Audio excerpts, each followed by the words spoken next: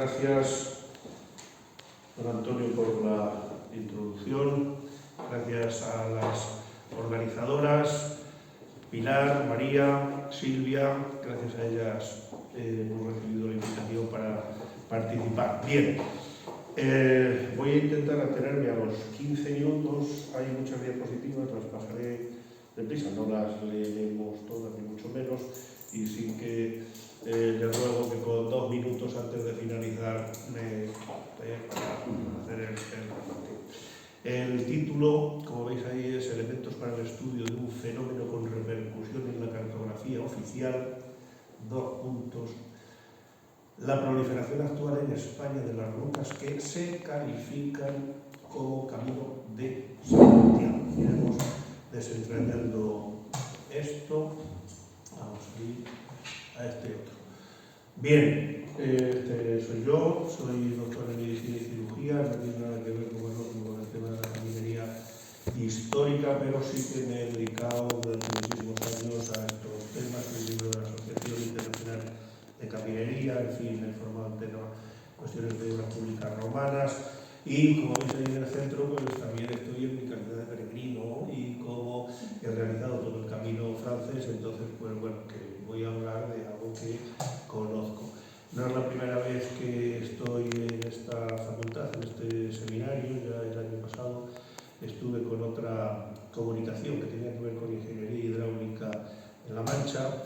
El tema del Camino de Santiago también le había tratado en anteriores publicaciones. Este es un Congreso Internacional de Caminería de 2017, donde trataba del culto medieval a las reliquias en tanto que motor del Camino de Santiago, es decir, algo que está muy alejado ahora de la intención del peregrino o de quien hace el camino, sea peregrino o no.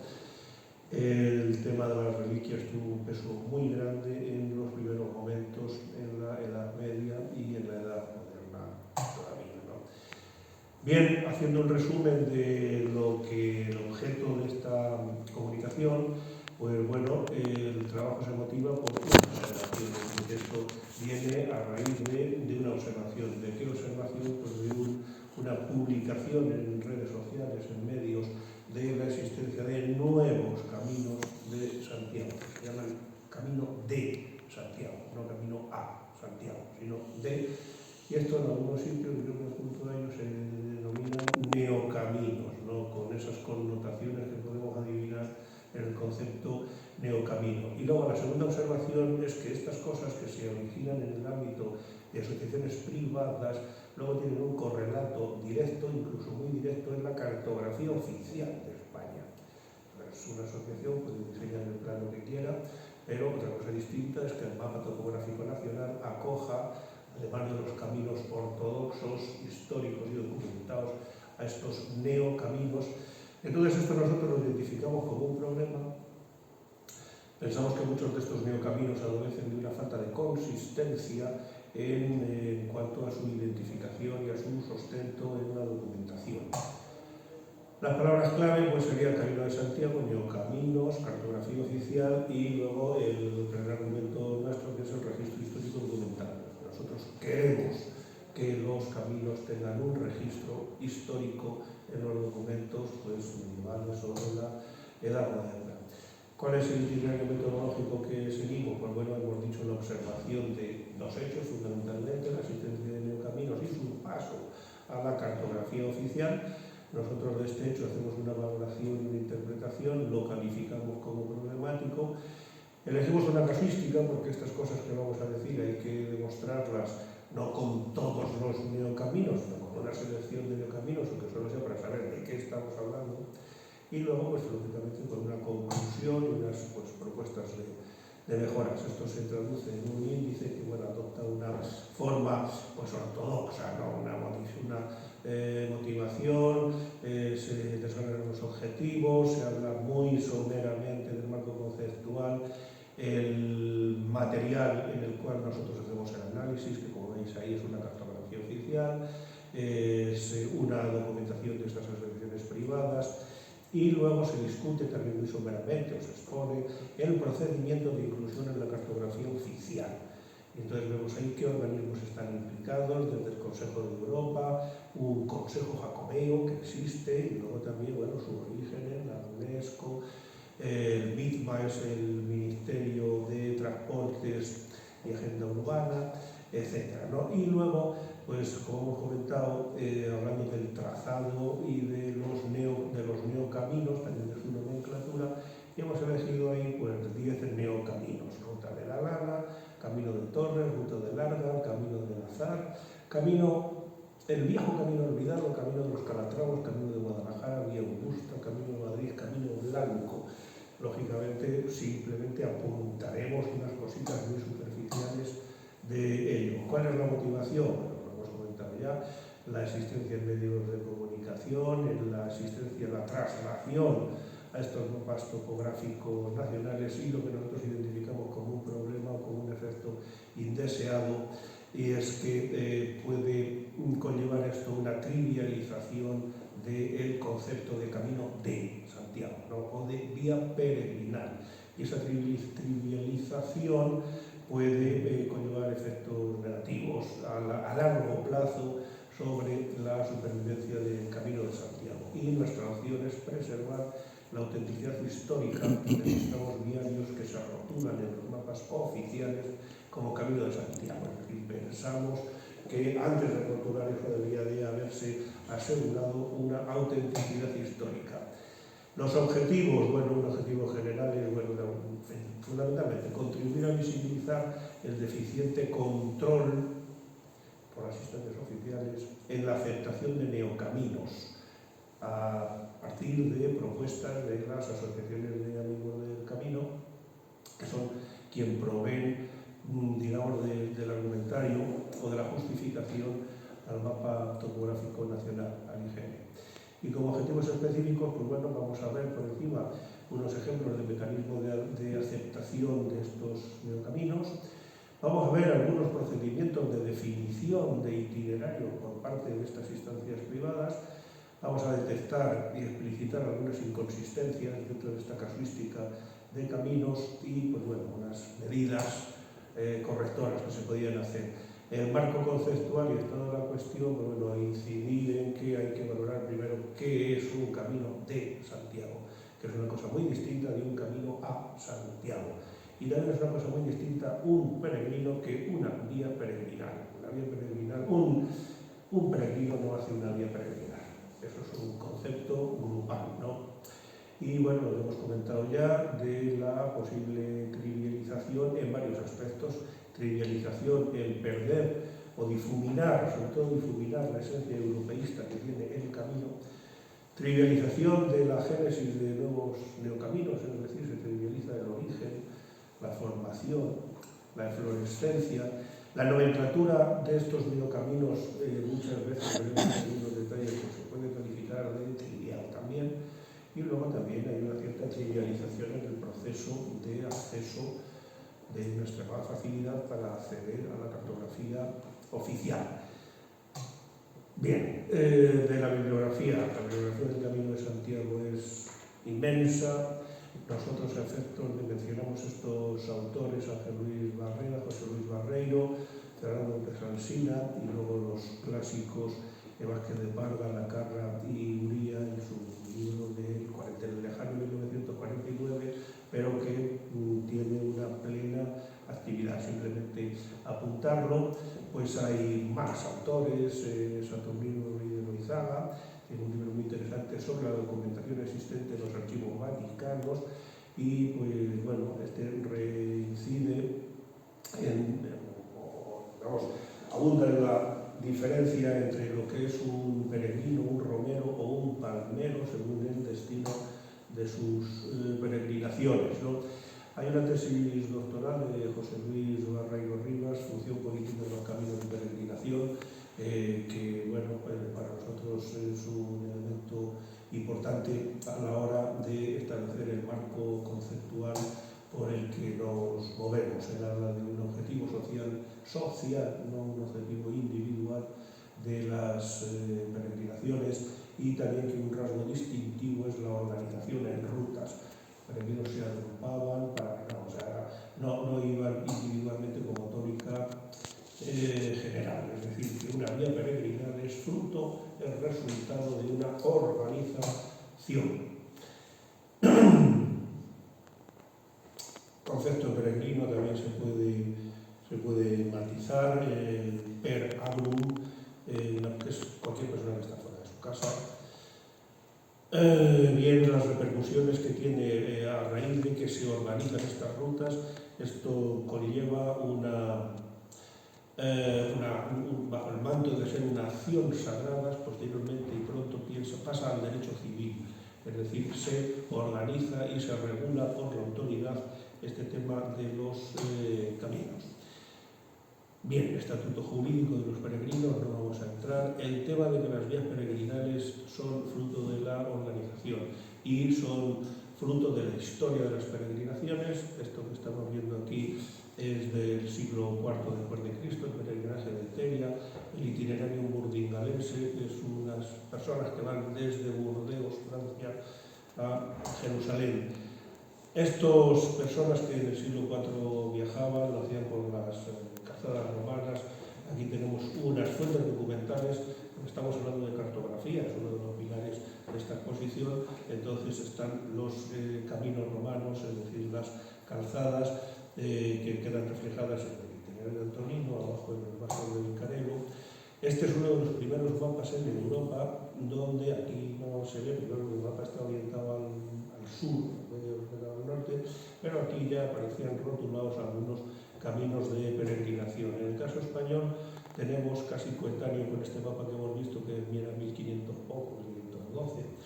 Estos son los repertorios de Villuga y de Meneses, donde se desgranan una serie de caminos que no son a Santiago, que algunos sí que tiene explícitamente la denominación Camino de Santiago, Camino a Santiago, por ejemplo de Valencia, de Alicante a Santiago, pero son caminos, son rutas comerciales, de comunicación. Otras fuentes más específicas es ya el Liber Peregrinationis, que es el libro quinto del Códice Calistino, donde se detallan muy pocas, prácticamente solamente el camino francés y esas vías de acceso desde sitios diferentes.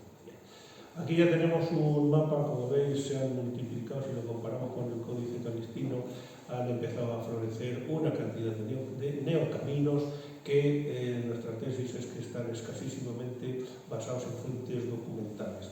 Esto es una publicación, es un mapa de la Federación de Asociaciones de Amigos del Camino. Como veis, además del mapa veíamos muchos, luego es que cada uno de esos trazados tiene infinidad de caminos adyacentes y adventicios que reciben por ahí, ruta de Huelva por la Sierra, ruta de Antequera, en fin. La nomenclatura que se da a estos neocaminos también es un poco problemática, es decir, un principio que trivial. Por ejemplo, hay unos caminos, veis ahí en el mapa, los primeros son la Cofradía de la Plata, caminos mozárabes. Los caminos mozárabes es lo que ahí aparece pintado en morado. Vamos a ver por qué son mozárabes los que van de Almería, Granada, y no son mozárabes los que arrancan en Cádiz, en Huelva. La mozarabía era todos los cristianos que habitaban manteniendo el culto cristiano en territorio islámico, ¿no? Entonces, ¿por qué a estos los llamo mozárabes y a los otros los llamo Ruta de la Plata? Entonces, en cuanto a la inclusión de estos caminos en el voto por la figura nacional, pues los organismos implicados son fundamentalmente dos. Dependiendo del Ministerio de Transportes de Agenda Urbana, pues es el Instituto Geográfico Nacional, y en el ámbito privado la Federación Española de Asociaciones que esta ruta, las características que tiene y lo que hay que preservar de esta ruta, y a lo cual entra en conflicto con esta aparición de neocaminos, es la calificación de la ruta cultural del Consejo de Europa, que eso ocurrió en 1987. Luego, posteriormente, la UNESCO lo hace Patrimonio de la Humanidad. Inicialmente solamente era Patrimonio de la Humanidad el camino francés, y esto, que creo que eso fue en el 93, esto en 2015, no sé si lo veo yo, sí, en la modificación de los límites de 2015. En 2015 la UNESCO amplía a solamente 4 caminos más de Santiago, además además del camino francés, que son los que es el camino costero, el interior del País Vasco, el de Liébana y el camino primitivo. La UNESCO no contempla que sean patrimonio de la humanidad nada más que estos 4 extensiones más el francés. Bien, vamos a ir un poquito más deprisa. Bien, ella habla de la autenticidad, la UNESCO hace unos expedientes y tal, donde la autenticidad de estos caminos tiene que preservarse. Eso se traslada a la cartografía, aquí se ve un poquito, está ahí arriba, aquí no se ve un poquito mejor, se ve el camino primitivo, el de la costa, la de Liébana, no vamos a entrar en ninguno de ellos. Otra instancia es el Consejo Jacobeo. El Consejo Jacobeo es una institución puente entre la Administración Central y las autonomías que están implicadas en el camino. Es decir, en el Consejo Jacobeo no está Andalucía, no está Valencia, no está Extremadura.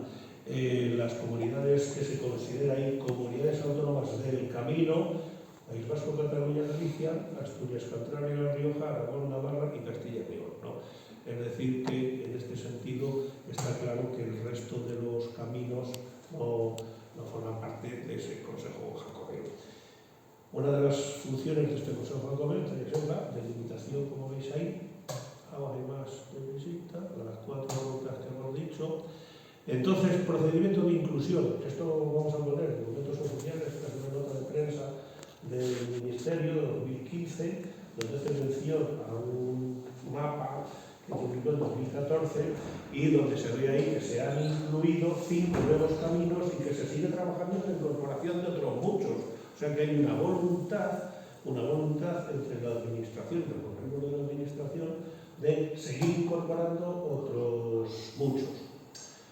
Ahí han actualizado, como vemos, un camino de Sagunto, un camino de Benidorm, un camino de Salnés, etcétera, etcétera. O sea que se incrementan con bastante alegría. Más instancias, no vamos a entrar en ellas, que es la Federación Europea del Camino de Santiago y de la Federación de Asociaciones. Pues bueno, la Federación de Asociaciones, como su propio nombre indica, aglutina a todas las asociaciones individuales o parciales, y ellas se asocian y es el órgano de interlocución con la administración, ¿vale? Se dedican a la búsqueda, la señalización y finalmente pretenden la edición de una guía. Bien, se basa en gente voluntaria, ellos reconocen, esto está sacado de su página web, sin apenas apoyos oficiales, con la incomprensión de las instituciones. Esta es una tarea que se realiza en los ratos libres. Y dicen que llega. Bueno, esto es de 2009, de la Sacopedia, una portal muy interesante. ¿Veis? Había 32 caminos ya. Esto es de qué año, de 2022, esto es de hace poco. Acuerdan colaborar en materia, también lo mismo, el Ministerio de Transporte, 2 minutos. Vale. Han recuperado 300 en el memo firmando. Esta es la cartografía oficial, este es el mapa oficial. Quiero que veáis ahí ese circulito que lo vamos a ver más ampliado. Son los caminos de Santiago, que son ya 43 en 2012. Nosotros vamos muy rapidísimamente a hablar de estos que he señalado ahí. Entonces, para ver, hay una aplicación app, el camino olvidado. Esto lo saca una asociación leonesa, dice que seguramente fue la ruta más importante, seguramente. Abajo dice que este camino perdió importancia, por eso hoy lo llamamos camino olvidado, que es ese de ahí. Esto es fruto de la elucubración de esta meritoria asociación. Como veis en los mismos, la Sacopedia dice que lo que hasta ahora se considera un camino hipotético. Señores, tenemos un camino hipotético con traslación en la cartografía oficial de España. Camino de Torres, Torres es un catedrático 1737 de la Universidad de Salamanca de Matemáticas, además con connotaciones, una vida muy abigarrada, picaresca. Y este señor hace ese camino entrando de Salamanca a Santiago por Portugal. La cuestión es que este señor es la única persona que ha hecho este camino, es decir, lo hizo y luego en la página web no tendrá continuidad, las peregrinaciones. Entonces, sin embargo, hemos visto que forma parte de nuestra cartografía. Camino de Madrid, pues bueno, aquí la Asociación de los Madrileños estudiaron 3 posibilidades, por Segovia, por Arenas y por Ávila, y escogieron por Segovia porque era el que más facilidad daba al peregrino. O sea, que eso es una decisión de gabinete. Camino del Azar, empezamos con las nomenclaturas, porque esto se llama del Azar. Primero va solamente de Cartagena a las inmediaciones de Albacete, y el del Azar, pues porque pasa por unos campos de naranjos y limoneros. ¿Y en qué se basa? En que hay una tradición oral en Cartagena de que allí desembarcó Santiago, y que, pues bueno, tenía que haber desembarcado allí, le venía mucho mejor porque así atravesaba en diagonal toda la península. Esas son las argumentaciones que ellos dicen, y porque los musulmanes no habían dejado que la barca de piedra diera la vuelta por el estrecho, porque dominaban el Mediterráneo. Son argumentos consistentes. La pronta conversión de esa zona se demuestra por el hallazgo de un mosaico romano. Hay mosaicos romanos cada 2 kilómetros. La Vía Augusta, bueno, esto se llama así, Vía Augusta del Camino de Santiago, es un tramo Cádiz-Sevilla que hay una vía romana del itinerario de Antonino, que ningún usuario de esa vía se le ocurriría ir a Santiago. Este es muy bueno, es el Camino Blanco. Como veis ahí en el icono figura un pingüino, y veis por ahí que empieza a aparecer la Antártida, Chile, Argentina. Pues efectivamente, esto, vamos a saltarnos esto. Bien, este es un camino que se diseñó para este año pasado, todavía estamos en el 21-22. Entonces, la génesis de este camino es que en el 2015 estaban charlando la Federación con el Instituto Geográfico y dicen, se planteó a modo de broma que aún falta un territorio por incluir por la base española de la Antártida. A modo de broma, bueno, pues eso tiene su traslación en el mapa geográfico nacional. Vamos a ir deprisa y ya terminamos. Este va a ser el camino más largo. Aquí tenéis toda la cuestión de la imaginería. La Ruta de la Plata. No es un catedrático. Quien hace esta ruta, quien la ha diseñado y quien figura en la cartografía es este señor que se llama Antonio también, y es arquitecto y viaja con su burro, con un mulo, y entonces él va siguiendo vías pecuarias. Y entonces, como este señor hace vías pecuarias, pues entonces se crea este Camino de Santiago, donde es una especie de sincretismo, se mezclan lo jacobeo, lo cervantino, veis en un lugar de la Mancha, lo calatravo, lo pecuario. Esta es la traslación, estas son las cañadas reales por las que pasa, y ya terminamos. Esto es un mapa estimativo de la Edad del Bronce en la península ibérica, del año 1500 a.C., veis hay distintas culturas, Cogotas I, el Argar, las botillas de la Mancha. Esto es la cultura argárica, y esto nos hemos cambiado de conferencia. No nos hemos cambiado de conferencia. Este es el territorio de expansión de la cultura argárica. Es que tenemos un camino de Santiago del Argar. Es decir, que hay unos señores que deciden llamar Camino del Argar a este camino en particular. Del Camino Mozárabe ya hemos comentado algo, no decimos nada. Camino de la Lana. Este es un camino que tiene su fundamento. Es decir, a mí no me gusta el nombre Camino de la Lana, pero este uno tiene el fundamento de figurar en el repertorio de Villanueva.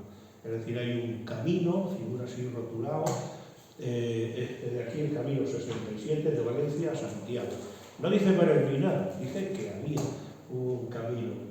Y también desde Alicante, veis, este otro es el número 50, de Alicante a Santiago.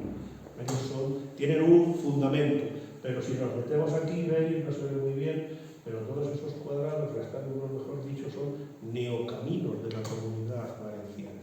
Resultado, ya terminamos. ¿Existe en España algún camino que no sea Camino de Santiago?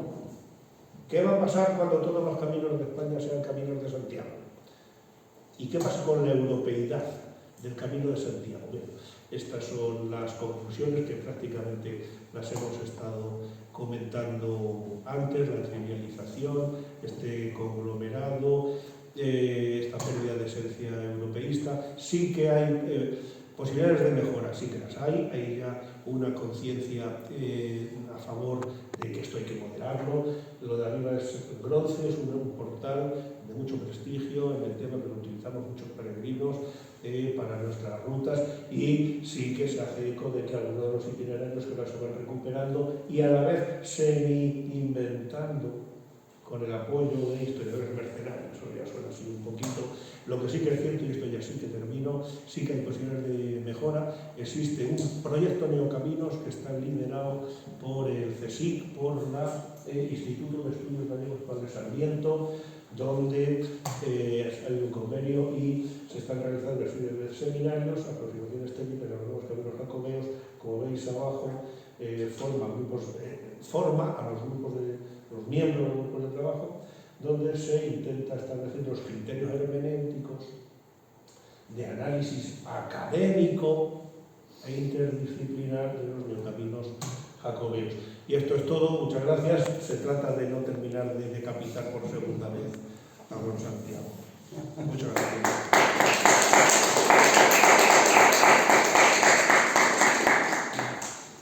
Bien, muchas gracias, Jesús. No sé si alguno de